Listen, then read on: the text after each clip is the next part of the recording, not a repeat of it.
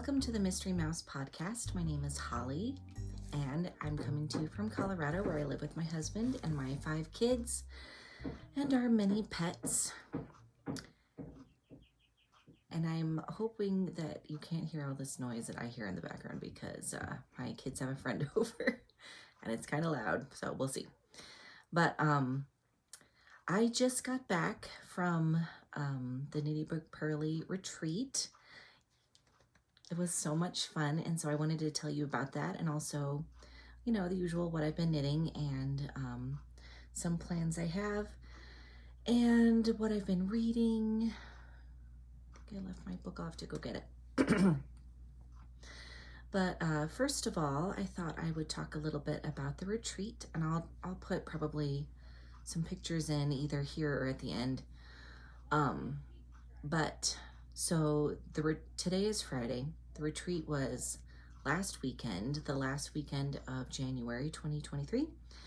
And so I'll try to do a play-by-play because otherwise it's going to get really confusing and I won't remember what I told you about and stuff. So I flew out really early Thursday morning, and I had a connecting flight. It was a little rough. I do not like to fly. I would much rather drive, but of course, you know, it was in North Carolina and I'm coming from Colorado. That's just not realistic. So, so I flew out, and it was really fun. On the connecting flight going into Asheville, there were 4 other people that were going to the retreat, and they were actually sitting right in the row in front of me, and one was sitting in my aisle, and so we got to meet a little bit, and that was really cool. And I don't know, it's kind of like the retreat's already starting. So anyway, and then my roommate picked me up from the airport. She was the best.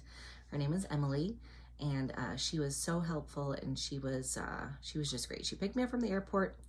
We went to the retreat center at Lake Junaluska and got checked in, you know, got our goodie bags and stuff, met Devin for the first time, and got to go to our room and get settled in and everything.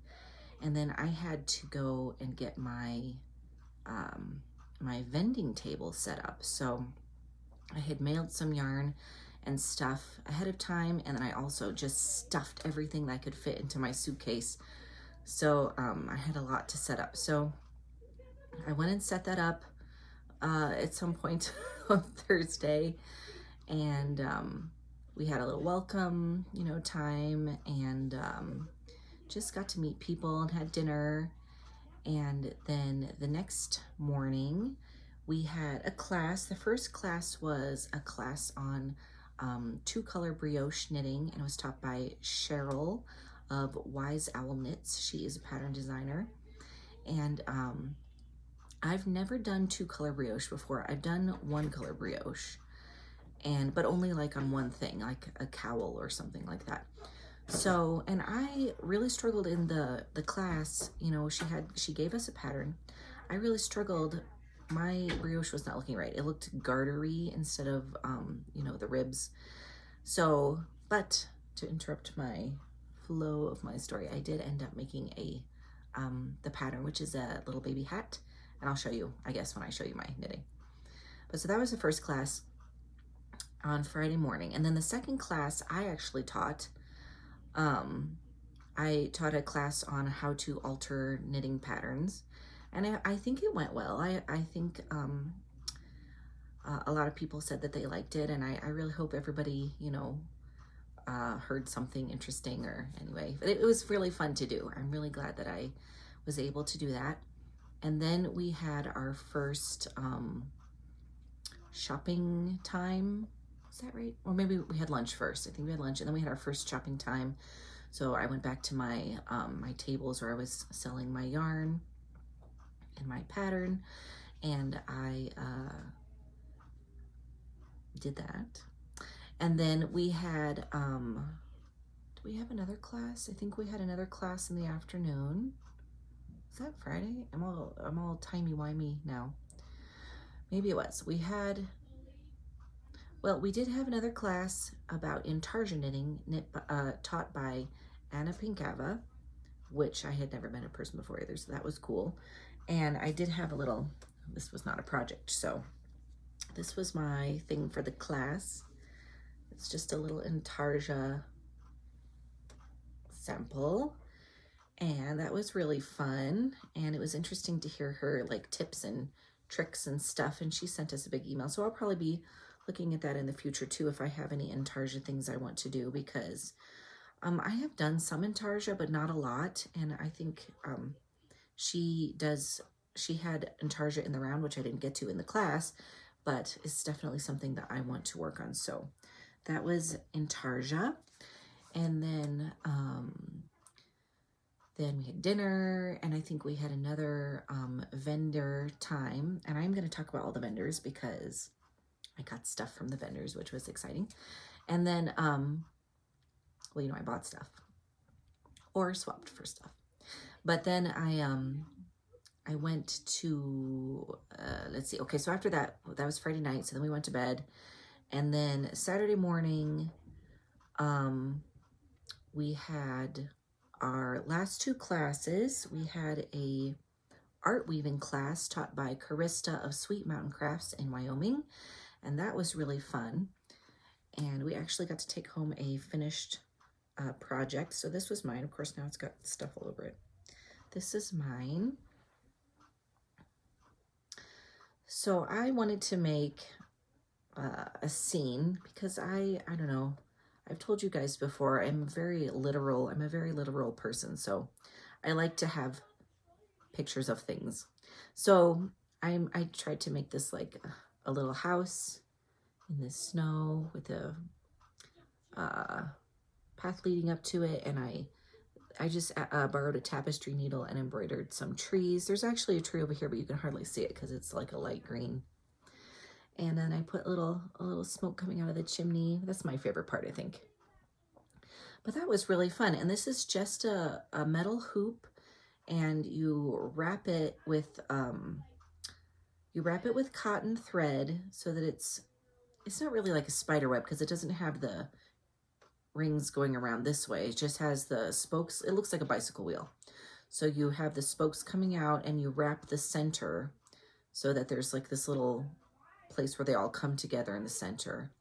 And then you just weave your yarn and fiber and stuff through all the spokes of the wheel.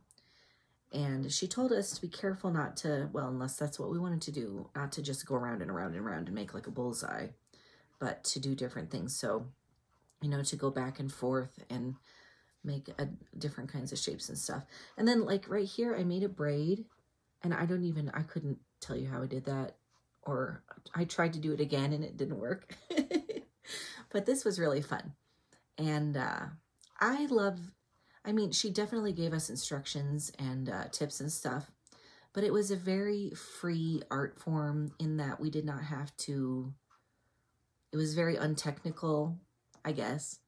And so I love those kind of projects where they're just like, here's some stuff, go forth and make something, you know, so that was really fun. And then the last class was taught by Devin, Knitty McPurly herself. And she taught a class on sweater design.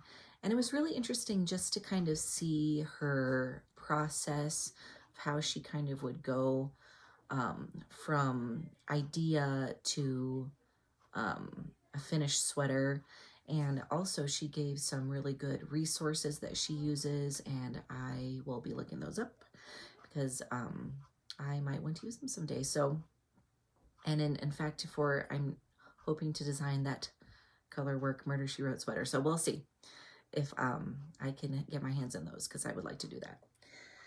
So then after that class, we had lunch, and then we had kind of a free afternoon. There was a bunch of people went to a local yarn shop. My roommate and I decided we didn't want to go because we probably wouldn't buy anything. And I didn't feel like getting in the car, to be honest. I like, once I travel somewhere, especially if it's a long journey, not to go anywhere if I can help it. But we had a really nice time. We went to a coffee shop. I was just down the road from the retreat center, and we sat in one of the lobbies and knitted, and it was kind of a nice break. And then we had dinner, and then we had one last shopping time for the vendors. And then Sunday morning we had a little goodbye time, and then we packed up and we left. And my roommate Emily took me back to the airport. We had lunch, and it was really nice. I'm really glad I got to know her and so many people at the retreat. You know, so many people.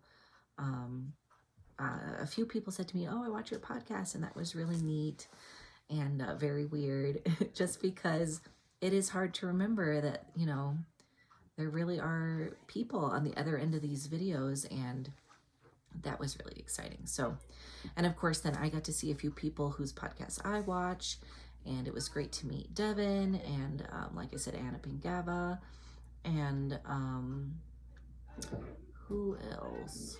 Oh, there were so many people. I know if I start naming people, I'm going to miss somebody. So I had a great time, and I'm really glad that I went, and I would definitely go again. And I would say, if you have the opportunity to go, just try it, you know, even if you have to go by yourself, because I didn't know anybody in real life that you know, at the retreat, and I never felt lonely or anything like that. It was really fun. So anyway, and if I met you at the retreat and you're a new viewer, then hello, and it was great to have met you. So I'm going to talk a little bit about stuff. So what do I start with? Let's see. So first of all, finished objects. Let's start with that. And I will just mention things that I got. So this is a bag from one of the vendors. This lady, Susan, hi Susan, was next to me in my room that I was vending in. Her business is called Delightful Works, and I will link to her shop in my description box. But this is one of her bags. It is so cute. And Susan and I, we did a few swaps, and so that was really fun. Anytime you're up for that, Susan, it's fine with me. So, but in here I have my my little brioche hat. So I wanted to show you, this is what we got. And I wrote all over the back of this, hold on. This was the pattern we got from Wise Owl Knits. It is the By Brie hat, a 2-color brioche hat with a 3-section crown. And I did it. Here is my hat. I'm super proud of it because, like I said, I had a little trouble at the beginning. And I don't know if my decreases are perfect, but I can tell that they're supposed to kind of make an arch, and they do. So even if they're not perfect, I think that I got it. And I put a pom-pom on it. And I was going to make this for a lady in our co-op who just had a baby, but it fits Grady really good, so I'm gonna give it to Grady. I might make him another hat, the baby. Now I had a problem in the back here, and I kind of fixed it. I don't think it stands out too bad, but I had another line of the green coming up, and I kind of stitched over it and pulled it and kind of mattress stitched it, but it's not perfect, but that's okay. Anyway, so it's super cute. I'll try to see if I can get a picture or a video of Grady wearing it because, you know, that's the best, seeing a baby. And so I really enjoyed that. And I bought another pattern from Cheryl of Wise Owl Knit. She was also in my room that I was vending in. She just had all of her samples, and she was selling just PDF copies of her patterns. And I bought the Celtic Swan Show, and I'm super excited to make it. I don't have anything like it. I'll try to put a picture in. I don't have anything like it, and I really, I tried on her sample. She was wearing it on one of the days, and I tried it on, and it was so comfortable and really wearable, and it looked just like it would be great to be able to throw on. This yarn that I used for this hat, this was just one of my hand-dyed yarns, and I don't think I've put this up yet. This is an unnamed colorway. So I just cracked into this. It's a DK, and then I had this fuzzy white yarn. I'll show you the back so you can see better, which I think is just from a big box store, and it's probably a lot thicker than DK, but it worked out good. So that's what that is. But I really like how this speckled yarn looks against the white. It just really pops all the little dark and light places. So that is my brioche hat. And then my other finished object is, drum roll please, my Victorian wrap, my Victorian bookshelf wrap. I am so excited. So maybe by the time this podcast episode goes live, this pattern will also be live. If it is, I will link to it. I'm gonna put it in my Etsy shop, and I'll put it up on Ravelry, but I think I'll just link it back to my Etsy shop to buy it. So this is it. This is how big it is. It is, let's see. I know you can't see this, but it is this tall. It is as tall as me. I'm 5'4". So it's probably about 63 or 64 inches. And I had hard copies of this on sale at my booth, or at my table. A little cat trying to eat me. And as you can see, I did some embroidery on it. And you can do whatever you want. I kind of, on the top, I just alternated X's and lines. And I kind of like how that looks. And like when there were there's three skinny books that are together, I just did the same thing on those, like they were a set. But then on the bottom, I kind of went a little crazy and did whatever I want, or whatever I felt like doing. I really like this one because it's like the lines are real uneven, and it looks like it's either like faded or like the stuff's worn off. I like this one because it looks kind of, I don't know, what's the word I'm looking for? It looks like it's from the 20s when there was all that abstract art and stuff. And so, you know, you can do whatever you want. I mean, and of course you don't have to do embroidery on it, but I really think it makes it look like books and not just stripes. And also we have this black stripe up here, which kind of represents that negative space in the shelf, and the brown stripe on the bottom for the bookcase. I am very, very proud of this pattern. I hope that if you are a book lover, you will check it out and consider it, because even if you don't want to wear it, it would be a beautiful table runner or back of your couch in your library or anything like that. And I love also how the lace turned out. That was hard for me, folks. I'm not really a super experienced lace knitter, and I am just really, really happy with how that turned out. So please check it out. I will try to link that when I get it up. Okay. All right. So other things I have been working on. Those are my only finished objects. I have been working hard on, okay, I haven't been working too hard on this, but I want to show you anyway. My Everywhere sweater by Knitty McPurly. I took this with me and I hardly worked on it, and I felt bad because I really wanted to like make tracks on it. It's a bulky weight sweater, right? It's supposed to be fast, but I am still not separated for the sleeves, but I'm on the last row. I think it's literally the last row before I separate for the sleeves, unless I have to go back. The thing is, these rows are so long, even though they're bulky, they're so long. And I'm kind of worried that I'm going to split for the sleeves and then decide it's too big and have to rip a bunch out. But if I do, I'm not going to start over. I'm just going to rip back to the next set of numbers for the sleeve separation. I'm doing, I think it's the 3rd or 4th size. And So whatever size I'm doing, if I decide it's too big once I separate for the sleeves and kind of try it on, I'll just rip it back to the size before the numbers and separate again. But anyway, I just wanted to show you, I have not forgotten about this. I want to get it done while it's still cold enough to wear it, because I think I'll wear it all the time. It's so soft and squishy, and the mohair makes it so, I don't know, cozy. Anyway, I can't really show you because I'm in the middle of a row, of course. And, but as soon as I can separate for the sleeves, that will be much more zippy, I hope, just going back and forth. You know, one thing that I've noticed is that if you're knitting a pattern where you have to memorize something, you know, even if it's just knit through the back loop purl, knit through the back loop purl because it's twisted rib, if you walk away from it and do something else and come back to it, you will forget to do that.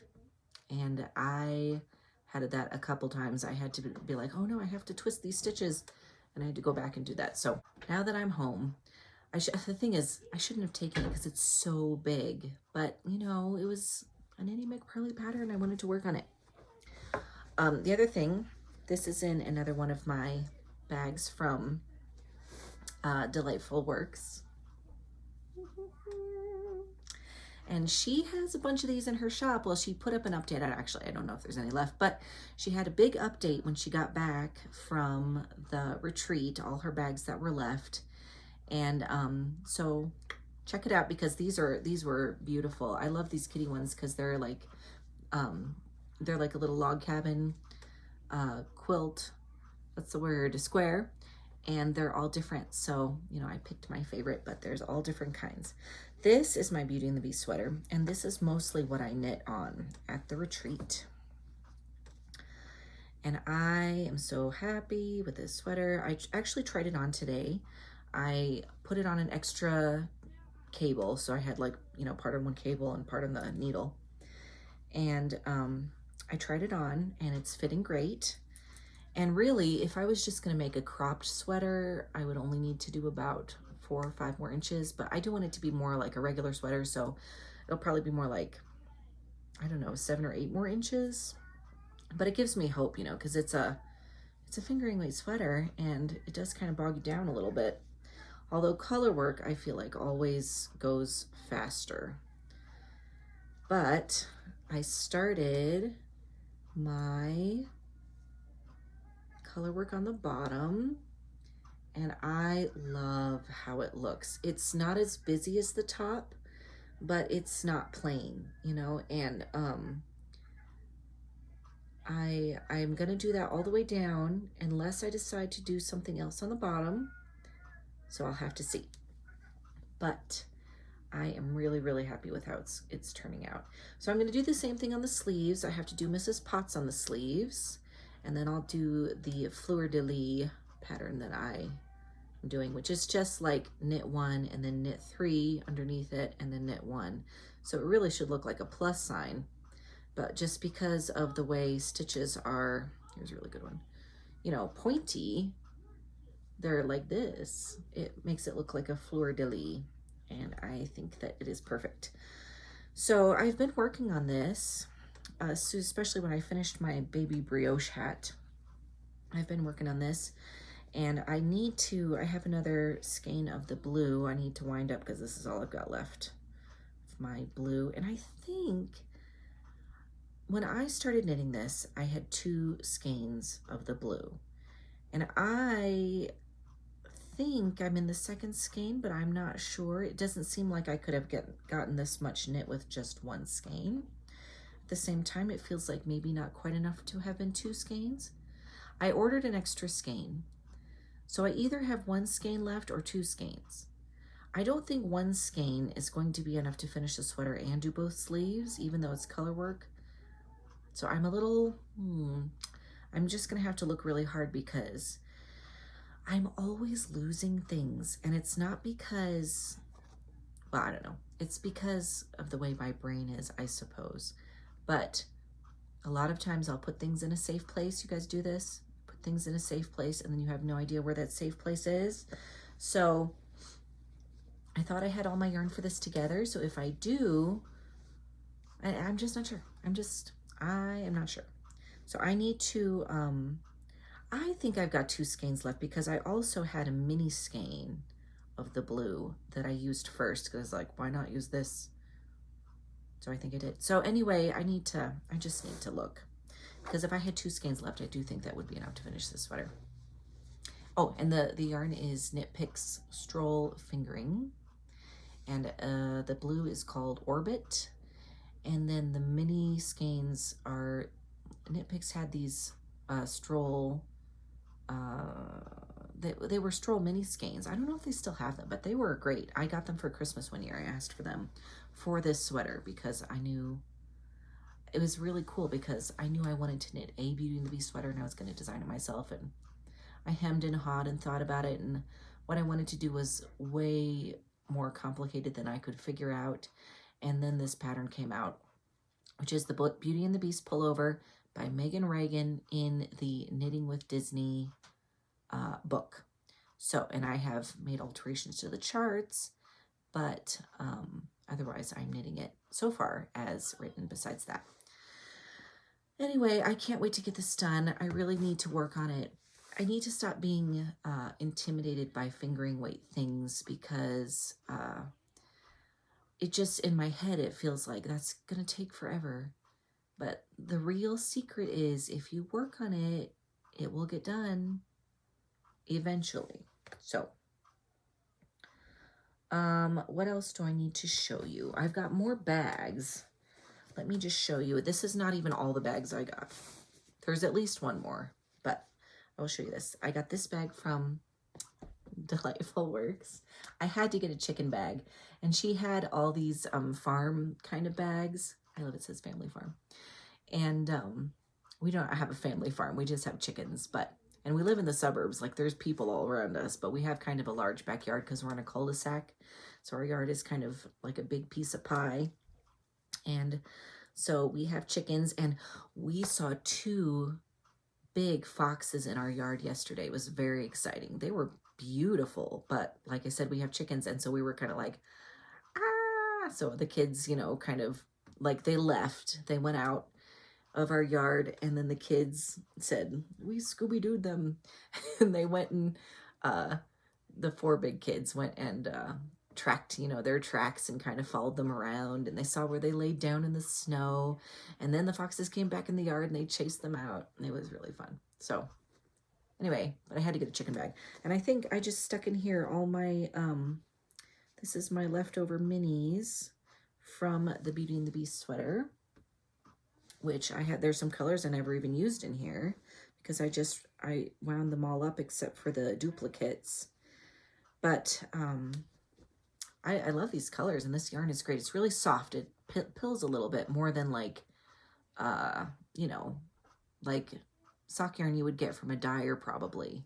I don't know why that is, but it's really nice, and I'll have to make something else with it.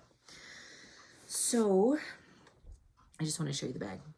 And also these bags are so cute. They have a printed, a fabric lining that is not plain. What am I trying to say?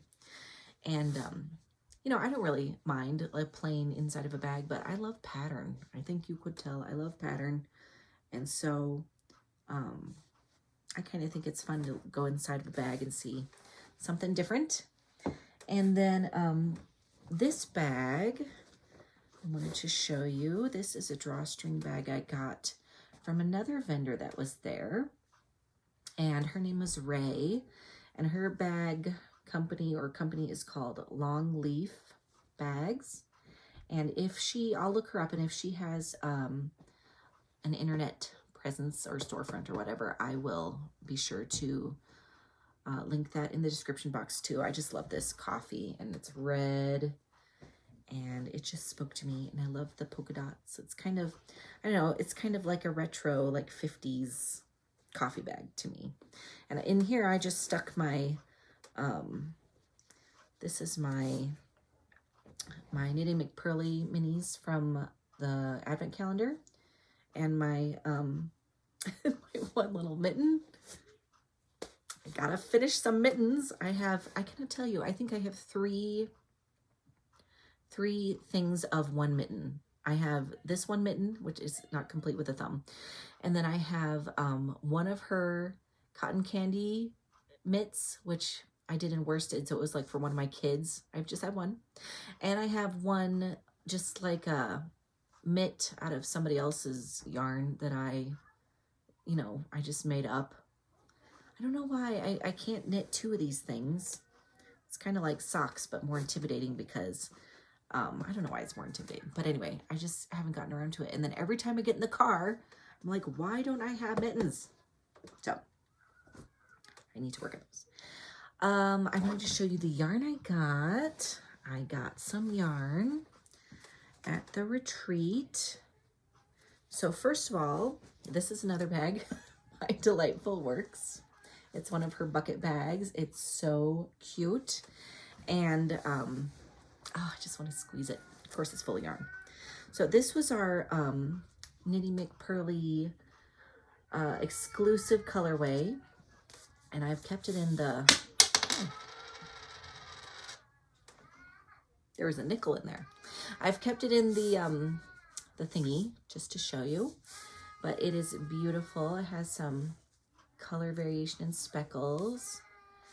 And I want to make, I think, a cowl with this. I also bought this. I went out there intending to get her frost colorway. So this is it, and it's kind of a minty green. I just thought those would look really nice together. So I might do a stripy cowl or a colorwork cowl or brioche. Maybe I'll do brioche. I bought this from Sweet Mountain Crafts. Like I said, this is Carista. She's in Wyoming, in Cody, Wyoming. And she actually has her own storefront shop now, which is very exciting. And so this color is called Mountainous Set. And I just love green. I love green and blue. When I was a kid, I used to think green and blue did not go together. And it was like, bleh, like, ugh. And now I love green and blue together. So that is from her. And I was thinking about making socks for my husband, but these might have to be socks for me. My husband said he wants some like big fluffy socks. So maybe I'll go to Hobby Lobby and buy him some weird fluffy yarn and make him weird fluffy socks. Because he wanted some for like nighttime. So anyway, I love this. And then she gave everybody like a skein of yarn that was like a giveaway, like people donated yarns to give away and stuff. And I got this one, which is Madeline Tosh, and it's called Blood Runs Cold, and it's just a beautiful, really rich red. So, and I think it's a DK. Yeah, it's DK. So I love that, and I will be making something with that. And then this is sort of cheating, but this was my exclusive colorway, Cozy Mountain Lake. And I had two of these fingering weight skeins left. I'm not sure if I had more. I think this is all I saw. And so I might make myself something with this just as a memory of the retreat and something special. So I've got that. And then, is that it? Oh, and then I wanted to mention this. I did not get this at the retreat, but right after I came back, when we went to our homeschool group on Tuesday, one of the ladies gave me this as a late Christmas present. And she said it's from when we had alpacas. So I think these are from their alpacas. And she said the brown one was a baby alpaca. The brown one was from a baby alpaca, the first shearing. So it's really soft. I mean, the white one is soft too, but it's like you can feel just a little bit. And so these are supposed to be worsted. Now, these say natural fiber mill, processed by Lonesome Stone. So I don't know if that must just be the mill. It's in Granby, Colorado. And here, I'll just hold up. They have some contact information if anybody wants to know that. And anyway, so these are worsted. It looks like just a two-ply worsted. So I gotta figure out what I'm gonna make with this too. And I know that the base would be different, but Knitty McPurly also has an alpaca sport weight base. And I was wondering if I held 2 strands of her sport weight together, would that if I it's a cat scrambling around. Okay. If I held 2 strands of her sport weight alpaca together, I wonder if it would approximate this weight. And I could do 3 colors. I mean, I could just do these 2, and they're beautiful natural colors. I'm not really a neutrals person. I don't mind neutrals.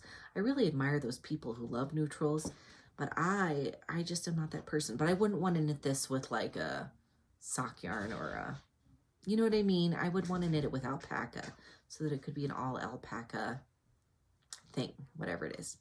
So I am thinking about that. But you know, if I had the alpaca yarn doubled, I could do a whole sweater, because this is not enough to do a sweater. It's just 2 skeins. It says it's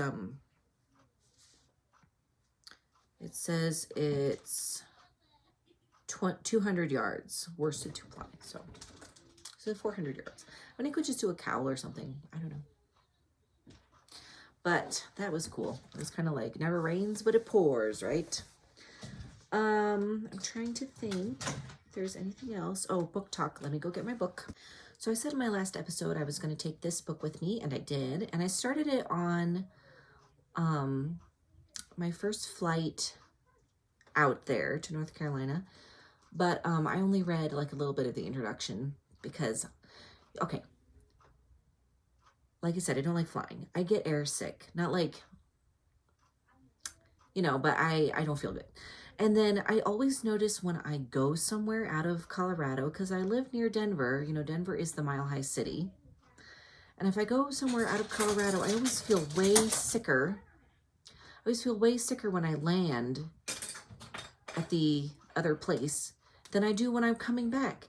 And I really wonder if I'm having a little bit of like altitude sickness, because I noticed last time we went up in the mountains in the summer and we came down from the mountain, you know, we came down from the mountain, you lose a whole bunch of elevation in like an hour.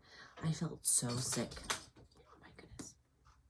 I felt so sick. So I'm not sure if that was a thing, because when we came back, I felt pretty good. So I don't know. But anyway, I started this book on the way out. I read a little bit while I was there. I read a whole bunch on the way back. And I'm almost done. And at first, it was really like distracting to me knowing that all these different authors wrote this book. And every time we would start a chapter, I would start a chapter, I felt like, oh, this person has a little bit different style or whatever. And then a few times I didn't notice. And then after that, it was okay. Sometimes you notice a little bit different style. I think they really tried not to do anything weird. Nutmeg. Nutmeg the cat is playing with a toy really loudly. Nutmeg. Chip, go get her. What was I saying? Anyway, so it's kind of funny because Agatha Christie did the introduction, and she kind of talked about how, like, you know, as they each got their chapter, they were kind of like, what do I do with all this, all these clues that the person in front of me left? And they had to kind of try to, you know, straighten it out so that it made sense to them, and they were ready to move on with the story. And they added a few things kind of at the end of each chapter. There's like a new revelation or new thing that happens. And this chapter I'm in right now is called Clearing Up the Mess. And I think that whoever it was, there's a bunch of people I've never heard of in here, and I would really like to look them up and see what their books are. It's by Anthony Berkeley, and it's a really long chapter, and I think it's supposed to sort of fix a lot of the, like, a lot of the clues and stuff. They're supposed to resolve them. And then there's several different solutions that different authors wrote. So I'm excited to get to the solutions and see what the different solutions are. So, like I said, this is called Floating Admiral. It's written by Agatha Christie, Dorothy L. Sayers, G.K. Chesterton. I cannot say this guy's name. And I know he's very famous. G.K. Chesterton. I want to read a G.K. Chesterton book. He wrote the prologue. And I know that he's written a lot of books. And I've heard a lot of quotes by him. So I think he was also kind of a intellectual type. And certain other members of the Detection Club, which are all of the little guys I've never heard of. I think they're all men, except for Dorothy L. Sayers and Agatha Christie, I think. So I am really enjoying this. I've been reading it every day, and it's not a super long book, but you know, as soon as I got home, it was like back into real world, and that was tough because I got back on Sunday night. I don't think we did a lot of school on Monday, but Tuesday was co-op, and then I've been trying really hard to do school and to kind of work on the house and stuff. I felt so bad. David got the house really clean while I was gone. Well, clean for us. And then it was like as soon as I got back, it all fell apart again. And David was like, Anyway, I don't know. I don't think it's all me. I just think it's, you know, I'm home. And so everybody kind of stopped trying so hard. I don't know. Plus, I do have a lot of stuff. Everywhere I go, there's like piles of things because what if I need to like use something in the kitchen? I have to bring it in there with me. So that's what I'm reading right now. That's what I'm doing. I hope that you're doing well. And you know, it's February now. I'm kind of sad to see January go because I just know the year really accelerates into Christmas, right? For me. And sometimes I think, oh, we're in a little busy season right now and it's going to slow down. And sometimes it does, but I think usually it just ramps up a little more, and it just, so like the winter is kind of a relatively quiet time. And then the spring gets busier as you like get to the end of the school year. And then the summer is always busier, even though there's less to do.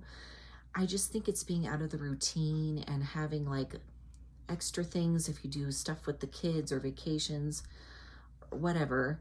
And then the fall, of course, school is starting, and then you're starting to ramp up for the holidays already. And it's just like, it just goes uphill from there. So I'm kind of sad to see January go, but it was a good January and I'm very thankful for that. So